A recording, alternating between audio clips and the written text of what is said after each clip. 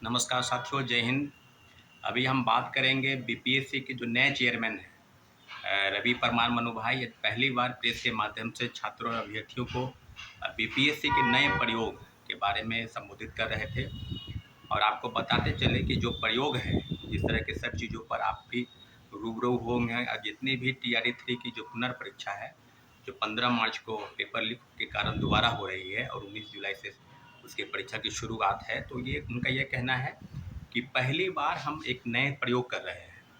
प्रयोग किस प्रकार से होगा, आप पूरी तरह से आपको हम अवगत कराते कि तरह तरह के प्रश्न पत्र जो सेट हैं वो तैयार होंगे, ABCD, और उसके अलग अलग कलर भी होंगे।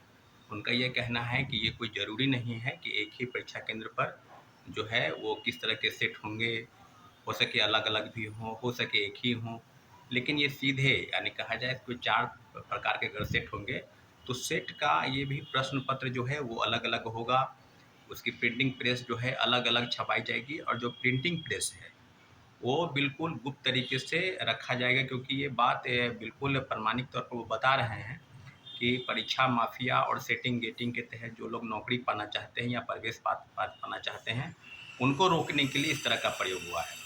और पहली बार इस तरह की चीज़ें वो बता रहे हैं। आपको याद होगा कि इस तरह के नए प्रयोग से जैसे ही इस तरह की चीज़ें होंगी तो प्रश्न पत्र सीधे प्रिंटिंग प्रेस से सीधे जिलों में जाएगी। और ये डीएम को पता होगा, हो सके मान लीजिए कहीं पटना जिला है तो पटना में कई परीक्षा केंद्र होंगे, तो हर परीक्षा केंद्र में प्रश्न सेट जो है हो सके अलग अलग हों या एक ही हो, या कौन कौन रहेंगे ये वहाँ के जिलाधिकारी को पता होगा।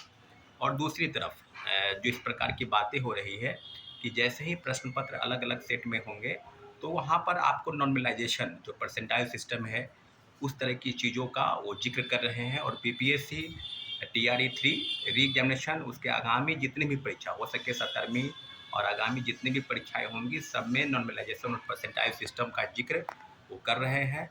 आपको याद होगा, आप सबको पता है कि परसेंटाइल सिस्टम पर जो 2022 में जो विरोध हुआ था, इसमें बीपीएससी के पूर्व चेयरमैन अतुल प्रसाद जी एक से ज़्यादा शिफ्ट में परीक्षा लेने की बात करें, जिसका बहुत बड़ा विरोध हुआ था। विरोध जो है पटना से दिल्ली तक हुआ था, और माननीय मुख्यमंत्री नीतीश कुमार जी के हस्तक्षेप के बाद ये फैसला वापस लेना पड़ा और एक ही शिफ्ट में परीक्षाएं कराने के लिए बीपीएससी तैयार हुई। आज फिर पुनः उसी चीज़ों पर नए चेयरमैन फिर से नया धर्रे छात्रों को, अभ्यर्थियों पर एक नया कानून, एक नए तरह के प्रयोग ला रहे हैं। जो बीपीएससी खुद भ्रष्टाचार में लिप्त है, जिसके अधिकारी कर्मचारी खुद बीपीएससी के सारी परीक्षाओं में कदाचार कराने के लिए तैयार हैं, तो वह बात कहाँ से अब है कि आपके बातों पर भरोसा कर ले। कोई परसेंटाइल नॉर्मलाइजेशन जैसे ही लागू होगा, इसमें कम नंबर लाने वाले लोग पास कर जाएंगे और ज़्यादा से ज़्यादा मार्क्स लाने वाले भी फेल कर जाएंगे। इस तरह के नियम का विरोध हुआ था 2022 में भी, और आज पुनः इस तरह के नियम आप लाने जा रहे हैं। इससे छात्रों अभ्यर्थियों पर कोई भरोसा नहीं, कोई विश्वास नहीं इस तरह के नियम से। निश्चित रूप से बीपीएससी को हम लोग अवगत कराएंगे, और जल्द से जल्द इस तरह के नियम से हम मीडिया के सामने मुखातिब होंगे, और जो भी चीज़ें समस्या है वो समस्याओं को बीपीएससी और सरकार से भी अवगत कराएंगे। क्योंकि जो नियम आप लाने जा रहे हैं उस नियम का सीधे सीधे ये मतलब है कि बीपीएससी कदाचार मुक्त जो परीक्षा कराने का दावा कर रही है उस तरह की चीज़ें नहीं, बिल्कुल भ्रष्टाचार में लिप्त और सारे छात्रों अभ्यर्थियों को जो भरोसा नहीं है, विश्वास नहीं है, उसी की तरफ आगे बढ़ रही है। इसलिए शिक्षक अभ्यर्थी और जो भी अभ्यर्थी है सिविल सेवा की परीक्षा तैयारी करने वाले या बीपीएससी की जितनी भी आगामी परीक्षा होगी, सब में परसेंटाइल और नॉर्मलाइजेशन लागू करने की बात कही जा रही है। इस तरह के प्रयोग का हम कड़े शब्दों में निंदा करते हैं, और इसलिए विरोध करते हैं कि इस तरीके से बीपीएससी पर ही अब भरोसा नहीं है, जो खुद बिहार लीग सेवा आयोग बन चुका है। आज नॉर्मलाइजेशन और परसेंटाइल के नाम पर एक नया खेल, एक नया प्रयोग करना चाहती है, जो किसी भी हाल में हम लागू नहीं होने देंगे।